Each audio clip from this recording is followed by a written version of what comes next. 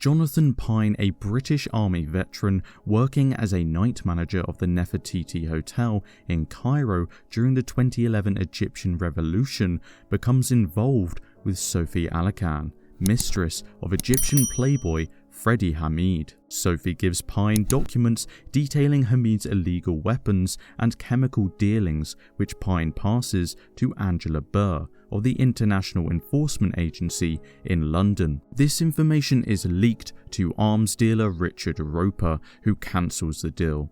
Sophie is punished for leaking the documents, with Pine unable to find her sanctuary in the UK. Burr attempts to warn Jonathan that Sophie is in danger, but he finds her already murdered. 4 years later, now night manager of the Meisters Hotel in Switzerland, he assists a Mr. Roper and his entourage. Pine contacts Burr with intelligence stolen from Roper. She persuades him to infiltrate Roper's organization and help destroy it, avenging Sophie's death. For the next 6 months, Pine is sent to Devon to fabricate a violent criminal background with the name Jack Linden. Burr then fakes his death and dispatches Pine to Mallorca, where Roper is negotiating an arms deal. There, agents stage an abduction of Roper's son Daniel at a seaside restaurant. Pine, posing as a chef, rescues Daniel and provokes the agents into beating him to make the scenario convincing. Severely injured,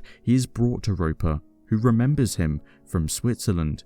Meanwhile, in London, Burr works to keep Operation Limpet hidden from the River House, whom she suspects will interfere if they discovered the covert plan. Roper interrogates Pine about his supposed criminal history, and Pine convincingly sells his fabricated backstory. As a thank you for saving his son, Roper insists he remain at the villa while they create a new identity for him, despite his second-in-command Corky's suspicion. In Madrid, Roper's lawyer Apo hosts a birthday party for his daughter Elena, attended by Roper and his entourage. Elena later hangs herself from shame over her father's illicit dealings. Burr approaches Apo and attempts to win his trust. At the villa, Pine photographs documents detailing Trade Pass, Roper's shell company used to disguise arms deals as agricultural equipment. The next day, Roper gives Pine a passport under the alias Andrew Birch,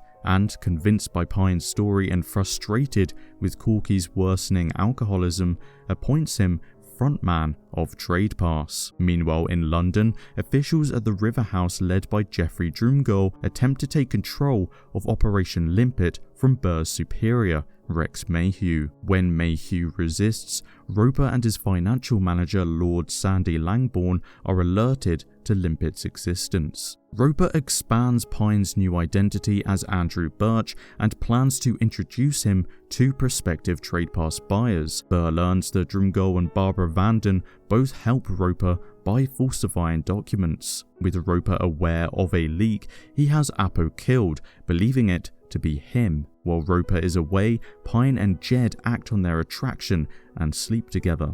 Corky discovers this and begins threatening them. Burr learns of Pine's involvement with Jed and orders him out, but Pine refuses, noting Roper is preparing a major weapons sale in Istanbul. When Burr persists, Pine warns Roper they are being watched, allowing Roper's team to escape. He admits to Pine he suspects a mole in his camp.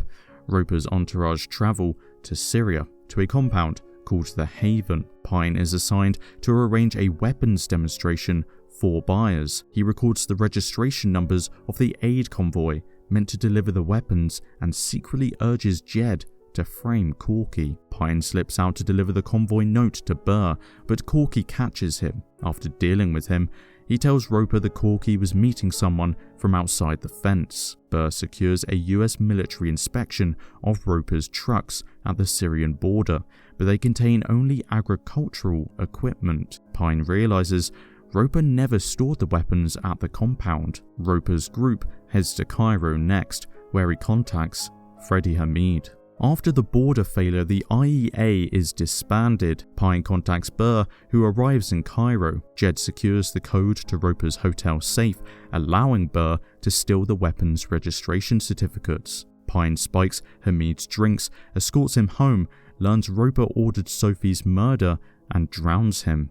Pine then works with Yusuf, a former colleague, and his Muslim Brotherhood contacts to infiltrate the weapons compound. The next morning, Jed is caught, with Roper aware of who the real mole is now. At the compound, Roper threatens Jed's life unless Pine completes the sale, but he detonates the trucks remotely via phone.